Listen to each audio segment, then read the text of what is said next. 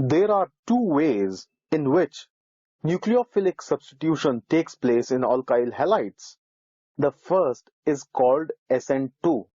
Sn2, well, that means substitution nucleophilic bimolecular. Bimolecular, that's why you have the 2. And the other is Sn1, that is substitution nucleophilic unimolecular. Fine. Now let's see how the Sn2 mechanism proceeds. Now before we discuss the mechanism, well, we first need the reactants, that is an alkyl halide and a nucleophile.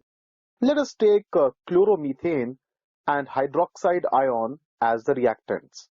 Now, in Sn2 mechanism, the nucleophile approaches the carbon atom, and as the interaction between the carbon atom and the nucleophile begins, the bond between carbon and chloride starts weakening.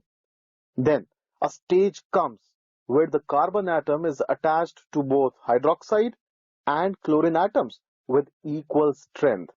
And this stage, well, this stage, as can be figured out, is known as the transition state. The transition state is very unstable, as in this state, carbon is simultaneously bonded to 5 atoms. Now the carbon hydroxide bond keeps gaining strength, while the carbon-chlorine bond becomes weaker and weaker and eventually breaks. Now, observe that the configuration of the carbon atom before the reaction is different from its configuration after the reaction. Why does that happen? This happens because the attack takes place from the backside. So, Sn2 mechanism causes inversion of configuration.